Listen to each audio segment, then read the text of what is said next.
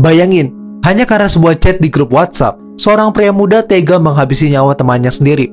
Inilah kisah tragis di balik penghabisan nyawa yang mengguncang Jakarta Timur.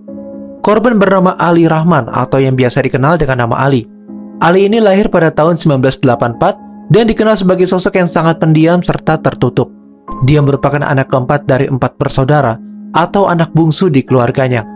Mas Yudi, ayahnya, menggambarkan Ali sebagai anak yang baik namun gak terbuka dengan orang tuanya. Terkadang Ali jarang bercerita dan hanya menjawab seperlunya jika ditanya. Pada masa kecilnya, Ali tinggal bersama keluarga di Tangerang. Namun setelah dewasa, dia memilih hidup sendiri dan menetap di Jakarta Timur. Dia ingin mencari pekerjaan yang lebih baik di ibu kota. Setelah melamar ke beberapa tempat, akhirnya Ali diterima sebagai karyawan toko sepatu di Plaza Indonesia. Selama bekerja di sana, rekan kerja dan atasannya mengenal Ali sebagai pekerja yang terampil, teliti, dan cukup bertanggung jawab. Pokoknya urusan kerjaan beres deh. Oh ya, selama kerja di sana, Ali memilih tinggal sendirian di sebuah kontrakan beralamat di Cawang, Kecamatan Keramat Jati, Jakarta Timur. Lokasi kontrakannya itu berada di gang sempit di belakang kampus Universitas Kristen Indonesia. Karena tinggal terpisah dari keluarga, ayah Ali yang bernama Mas Widi itu jarang banget bertemu dengan Ali. Pertemuan terakhir mereka terjadi 3 bulan sebelum insiden penghabisan nyawa, tepatnya pada bulan Januari 2018. Saat itu Ali terpaksa harus pulang ke Tangerang karena salah satu keluarga yang dicintainya, yaitu neneknya, telah meninggal dunia. Ali nggak tahu kalau kedatangannya itu ternyata menjadi hari terakhir dirinya bertemu dengan keluarga besarnya. Selama tinggal di Jakarta, Ali ini sadar kalau dirinya memiliki kelainan orientasi. Tapi yang namanya Jakarta ya, kaum-kaum seperti itu cukup banyak. Jadi nggak begitu khawatir kalau Ali nggak punya teman di sana. Karena Ali ini sering nongkrong dan bergaul dengan banyak teman di area Plaza Indonesia, akhirnya dia diizinkan bergabung di grup WhatsApp. Grup tersebut adalah sebuah komunitas pelangi yang ada di kawasan Jakarta. Dari sana, Ali memiliki banyak teman dan relasi kaum pelangi. Singkat cerita, pada hari Jumat 13 April 2018, sekitar pukul 1 waktu Indonesia Barat, Ali kedatangan seorang member baru di komunitas grup WA-nya. Member ini bernama Petrus Paulus atau lebih dikenal dengan nama panggilan Petrus. Tapi tunggu dulu, Petrus ini ternyata nggak tahu kalau nomor teleponnya tergabung dalam komunitas. Karena ternyata salah seorang temannya mengundang Petrus ke grup WhatsApp komunitas pelangi. Petrus ini nggak memiliki orientasi yang menyimpang lah, dan sebenarnya nggak menyadari jenis grup yang ia masuki. Nah, ini ibarat kata kayak di prank aja nih. Ali yang udah lama menjadi anggota grup tersebut melihat anggota baru dan mulai mencolek Petrus melalui chat grup. Sebelum lanjut, kita cerita dulu nih latar belakang Petrus ini. Nama lengkapnya Petrus Paulus Walubun, namun dia lebih sering dipanggil Petrus. Dia lahir sekitar tahun 1997 dan berasal dari Maluku. Petrus ini adalah seorang perantauan. Dia merantau ke Jakarta pada tahun 2016 untuk kuliah di sebuah perguruan tinggi swasta yang ada di kawasan Jakarta Timur. Pada saat kejadian di bulan April 2018, Petrus saat itu berusia 21 tahun dan sedang menjalani kuliah yang udah memasuki semester 4. Selama berkuliah, Petrus tinggal di sebuah kosan di Cawang, Jakarta Timur. Petrus memiliki seenggaknya 1 saudara kandung, yaitu kakak laki-laki bernama Yohanes D. Aulubun yang tinggal di Cikarang Selatan, Bekasi. Selama kuliah, teman kampus dan rekan bosnya mengenal Petrus sebagai mahasiswa biasa yang gak menonjol dan gak pernah terlibat masalah. Lingkungan sekitar menilai Petrus sebagai orang yang normal dan gak pernah menunjukkan perilaku agresif atau menyimpang sebelum kejadian. Petrus dikenal sebagai pribadi yang tegas namun tetap pendiam dalam pergaulan sehari-hari. Petrus gak memiliki catatan kriminal atau masalah sosial sebelum peristiwa penghabisan nyawa itu terjadi. Jadi bisa dibilang Petrus ini anak baik-baik yang gak pernah buat masalah selama di kampung halamannya maupun di lingkungan barunya di sekitar kampus. Itu tadi cerita singkat mengenai latar belakang Petrus. Kita balik lagi nih ke alur ceritanya. Jadi awalnya Ali ini tertarik dengan Petrus. Katanya ya bermula dari foto profil yang menampilkan sosok muda dan menarik. Tanpa basa-basi, Ali langsung mengajak Petrus untuk berkenalan lebih dekat melalui pesan pribadi. Petrus yang masih belum memahami maksud sebenarnya dari ajakan tersebut, merespon dengan ramah. Kebanyakannya, Petrus ini baik, meski baru kenal, dia mau terbuka kepada siapa aja. Awalnya Petrus benar-benar polos dan berpikir hanya sekedar berteman biasa. Tapi dia nggak sadar kalau dirinya sedang masuk ke dalam lingkaran kaum pecinta pedang. Esoknya pada Sabtu 14 April 2018, Sepanjang hari, Ali mengirim pesan pribadi kepada Petrus di WhatsApp untuk berkenalan lebih dalam. Dalam percakapan tersebut, Ali mulai menunjukkan niat sebenarnya. Dia meminta Petrus untuk mengirimkan foto enak-enak. Maksudnya ya foto tanpa memakai sehelai benang pun, ataupun ya kalian tahu sendiri ya lur. Yang jelas Petrus ya masih normal, tiba-tiba terkejut dimintain foto seperti itu. Dia mulai merasa gak nyaman sama permintaan nyeleneh Ali. Gak pakai lama ya, jelas Petrus nolak permintaan itu dengan tegas. Tapi tunggu dulu, Ali gak berhenti sampai di situ aja. Dia terus memaksa Petrus untuk mengirim foto-foto tersebut supaya bisa ditampilin kepada anggota grup kaum pelangi lah. Pokoknya dia mau ngirimin ke anggota grup pelangi lainnya. Karena gak ada kapok-kapoknya, Petrus merasa dirinya udah mulai dipermalukan. Dia ngamuk dan marah karena dipaksa untuk mengirimkan foto enak-enak ke Ali. Padahal Petrus ini masih normal dan gak ada kelainan orientasi. Gak hanya minta foto aja nih lor, Ali lagi-lagi mengeluarkan ide gilanya. Dia mengajak Petrus untuk bermain anggar-anggaran. Ya kalian tahu lah ya anggar-anggaran itu apa. Hal itu tentu aja membuat Petrus merasa jijik dan terganggu lah psikologisnya. Dia merasa kayak udah terjerumus ke dalam situasi yang gak enak. Petrus merasa sakit hati dan dendam terhadap Ali. Dia merasa telah dipermalukan dan dipaksa untuk melakukan hal-hal yang bertentangan dengan prinsip hidupnya. Tekanan psikologis yang dialami Petrus semakin memberat ketika Ali terus mendesak dan gak mau mendengarkan penolakannya. Rasa kesal dan dendam Petrus terus memuncak selama akhir pekan. Dia mulai merencanakan untuk membalas perlakuan Ali yang dianggapnya merendahkan martabatnya. Petrus akhirnya memutuskan untuk mengajak Ali bertemu secara langsung dengan niat buruk.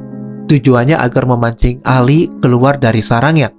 Pada hari Senin 16 April 2018, pukul setengah 7 sore, Petrus menuju rumah temannya yang berinisial AB di Jalan Nasir Cawang, Kecamatan Keramat Jati. Tujuannya ya, dia mau meminjam sebuah pisau sangkur dan beralasannya mau dipakai buat potong hewan. Teman Petrus awalnya nggak kepikiran aneh-aneh dan langsung memberikan senjata itu ke Petrus. Teman Petrus gak menyangka bahwa sajam tersebut akan digunakan untuk penghabisan nyawa. Lalu Petrus menyembunyikan pisau sangkur itu di dalam pinggang sebelah kanan. Dia udah bertekad untuk menggunakan senjata tersebut jika Ali masih memaksanya untuk melakukan hal yang aneh-aneh. Dalam hatinya Petrus sudah merencanakan untuk menghabisi Ali jika diperlukan. Setelah mendapatkan senjata, Petrus menghubungi Ali melalui WhatsApp dan mengajak untuk bertemu. Ali yang gak mencurigai niat buruk Petrus menyetujui ajakan tersebut. Mereka sepakat untuk bertemu di dekat kampus UKI, tepatnya di depan pintu 3 RS UKI Keramat Jati. Lokasi pertemuan dipilih karena dekat dengan tempat tinggal Ali dan gak terlalu ramai. Petrus sudah memperhitungkan bahwa lokasi tersebut akan memudahkannya untuk melakukan aksi penghabisan nyawa tanpa terlalu banyak saksi. Pada Senin 16 April 2018, pukul 7 malam, Ali menjemput Petrus di pintu 3 depan RSUK Keramat Jati. Keduanya ya kemudian berjalan bersama menuju Gang Waru RT 0806, tepatnya di gang sempit di belakang kampus UKI. Lokasi tersebut memang dikenal sebagai area yang cukup sepi dan jarang dilalui orang di malam hari. Selama perjalanan, Ali masih mencoba untuk membujuk Petrus agar mau mengikuti keinginannya. Namun Petrus tetap menolak dengan tegas. Ketegangan di antara keduanya semakin meningkat ketika mereka sampai di lokasi yang sepi. Sekitar pukul 7:10 malam hingga setengah 8 malam. Di gang sempit tersebut, Ali dan Petrus udah mulai cekcok. Karena Ali ini mungkin udah keburu nafsu ya, sehingga memaksa Petrus untuk bermain kuda-kudaan. Petrus terus menolak dengan keras dan gak tertarik dengan ajakannya. Akhirnya mereka berdua berdebat. Perdebatan mereka semakin memanas dan membuat Petrus semakin emosi yang meledak. Dalam kondisi emosi yang gak terkendali, Petrus mengeluarkan sangkur dari pinggang sebelah kanan. Tanpa peringatan, dia langsung menghujamkan benda itu ke dada kiri Ali hingga korban terjatuh. Petrus gak berhenti sampai di situ. Dia melanjutkan aksinya dengan menusuk Ali secara membabi buta berulang kali, hingga ya total tusukan Ali sebanyak 6 kali. Perlakuan Petrus membuat Ali tumbang dan terjatuh ke jalanan. Situasi saat itu sunyi, sehingga gak ada yang tahu tentang kejadian tersebut. Ali saat itu menderita luka tusukan di pergelangan tangan kiri, pelipis kiri, mata kiri, dada kanan, punggung kanan, dan paha kanan. Luka-luka tersebut sangat parah dan menyebabkan Ali kehilangan banyak sirup merah. Seketika perbuatan Petrus membuat Ali kehilangan nyawanya di tempat kejadian akibat luka-luka yang diteritanya. Setelah memastikan Ali udah gak bernyawa, Petrus langsung melarikan diri dari lokasi kejadian. Dia meninggalkan tubuh Ali yang bersimbah darah di gang sempit tersebut. Petrus kemudian bergegas menuju stasiun atau terminal untuk pergi ke Cikarang Selatan. Demi mengamankan diri, Petrus melarikan diri ke rumah kakaknya Johannes de Aulubun yang beralamat di Desa Sukadamni, Cikarang Selatan, Bekasi. Dia berharap bisa bersembunyi di sana sampai situasi mereda. Sebelum ke rumah kakaknya, dia pulang dulu ke kosannya di kawasan Cawang, Jakarta Timur. Di sana dengan terburu-buru, Petrus mengemasi seluruh barangnya hingga nggak ada tersisa satupun.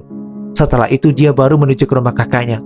Hingga pada akhirnya pada tanggal 16 April 2018, sekitar pukul 8 malam, warga yang melewati Gang Waru menemukan tubuh Ali Rahman yang udah bersimbah sirup merah. Kondisi korban yang benar-benar sangat mengerikan dengan luka tusukan di berbagai bagian tubuh. Warga langsung melaporkan penemuan tersebut kepada Polres Metro Jakarta Timur. Setelah mendapatkan informasi itu, petugas langsung bergerak cepat. Petugas polisi yang datang ke lokasi kejadian langsung mengamankan area dan melakukan olah tempat kejadian perkara. Setelah olah TKP, polisi menyimpulkan kalau kasus ini bukanlah kasus perampokan karena nggak ditemukan adanya barang berharga korban yang hilang dalam kejadian ini. Tim Sareskrim Polres Metro Jakarta Timur segera melakukan penyelidikan intensif. Mereka memeriksa saksi-saksi dan mencari petunjuk di lokasi kejadian. Sepintar-pintarnya menyembunyikan masalah, pastinya akan ketahuan juga. Akhirnya polisi menemukan petunjuk penting saat memeriksa telepon genggam korban yang masih berada di lokasi TKP. Polisi berhasil membuka ponsel Ali menggunakan sidik jari korban yang masih bisa diakses. Dalam ponsel tersebut, mereka menemukan percakapan WhatsApp antara Ali dan Petrus yang menunjukkan adanya rencana pertemuan pada malam kejadian.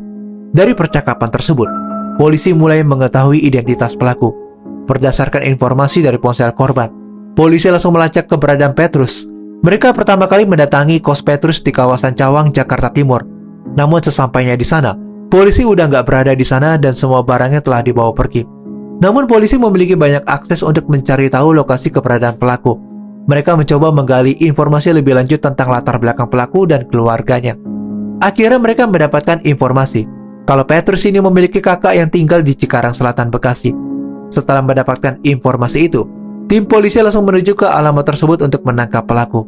Di hari Selasa 17 April 2018, tepatnya pukul setengah 7 pagi waktu Indonesia Barat, tim reserse Polres Metro Jakarta Timur berhasil menangkap Petrus Paulus Uwalubun di rumah kakaknya. Petrus ditangkap tanpa perlawanan di Desa Sukadami, Cikarang Selatan, Bekasi. Penangkapan dilakukan dengan hati-hati karena polisi menduga pelaku masih membawa senjata tajam. Namun ya, Petrus sudah membuang pisau sangkur yang digunakan untuk menghabisi Ali. Dia menyerahkan diri tanpa melawan ketika polisi datang. Di pukul 9:50 pagi harinya, polisi mengantar Petrus ke Mapolres Metro Jakarta Timur. Petrus tampak mengenakan kaos abu-abu dan celana hitam dengan tangan di borgol. Banyak wartawan dan warga yang berkumpul untuk melihat pelaku penghabisan nyawa yang sedang ramai dibicarakan. Petrus terlihat diam dan menunduk selama perjalanan menuju Mapolres. Dia tampak menyesal dengan perbuatannya, namun tetap gak mau berkomentar kepada wartawan yang mencoba mewawancarainya. Dalam pemeriksaan di Mapolres, Petrus mengaku telah melakukan penghabisan nyawa terhadap Ali Rahman. Dia menjelaskan motif penghabisan nyawa itu bermula dari rasa sakit hati karena dimasukkan ke WhatsApp pelangi dan dipaksa untuk berhubungan ehem-ehem. Petrus mengaku merasa dipermalukan ketika Ali memintanya mengirim foto tanpa sehelai benang pun untuk diperlihatkan kepada anggota grup pelangi lainnya. Dia juga mengaku kesal karena terus dipaksa untuk melakukan hubungan ehem-ehem yang bertentangan dengan orientasinya. Menurut pengakuan Petrus, penghabisan nyawa tersebut dilakukan secara spontan karena emosi yang gak terkendali. Namun polisi menduga adanya unsur perencanaan karena Petrus udah mempersiapkan senjata tajam sebelum pertemuan. Polisi akhirnya menetapkan Petrus Paulus Uwalubun sebagai tersangka dalam kasus penghabisan nyawa Ali Rahman. Dia dijerat dengan pasal berlapis untuk memaksimalkan ancaman hukuman. Atas perbuatannya, pelaku akan dikenakan pasal berlapis, yaitu pasal 338 KUHP tentang penghabisan nyawa berencana dan pasal 340 KUHP tentang penghabisan nyawa yang pokoknya di luar nalar deh. Penerapan pasal berlapis tersebut didasarkan pada bukti bahwa Petrus sudah mempersiapkan senjata tajam sebelum pertemuan dengan korban. Polisi menganggap hal ini sebagai indikasi adanya perencanaan penghabisan nyawa. Jika pasal penghabisan nyawa berencana nggak terbukti, setidaknya pasal penghabisan nyawa biasa akan tetap berlaku. Dengan penerapan pasal 340 KUHP tentang penghabisan nyawa berencana, Petrus terancam hukuman maksimal berupa penjara seumur hidup atau bahkan hukuman metong. Pasal 338 KUHP tentang penghabisan nyawa juga mengancam hukuman maksimal 15 tahun penjara. Tujuan penerapan pasal berlapis ini supaya memberikan efek jera dan mencegah terjadinya kasus serupa di masa depan. Polisi ingin memastikan bahwa pelaku mendapatkan hukuman yang setimpal dengan perbuatannya. Setelah proses penyelidikan selesai, berkas perkara Petrus dilimpahkan ke Kejaksaan Negeri Jakarta Timur untuk proses penuntutan. Jaksa penuntut umum kemudian menyusun dakwaan dan meminta pengadilan untuk mengadili Petrus sesuai dengan pasal yang disangkakan. Persidangan Petrus Paulus Uwalubun dilakukan di Pengadilan Negeri Jakarta Timur dengan agenda pemeriksaan saksi, terdakwa, dan barang bukti. Proses persidangan berlangsung beberapa bulan dengan berbagai pertimbangan hukum dan pembelaan dari pihak terdakwa. Berdasarkan hasil persidangan dan pertimbangan majelis hakim, Petrus Paulus Uwalubun dinyatakan terbukti secara sah dan meyakinkan bersalah melakukan tindak pidana penghabisan nyawa berencana. Pada tahun 2019, Pengadilan Negeri Jakarta Timur menjatuhkan vonis penjara seumur hidup terhadap Petrus Paulus Uwalubun atas penghabisan nyawa Ali Rahman. Majelis hakim menilai bahwa terdakwa telah merencanakan penghabisan nyawa dengan mempersiapkan sajam dan mengatur pertemuan dengan korban, sehingga unsur penghabisan nyawa berencana sebagaimana diatur dalam pasal 340 KUHP terpenuhi.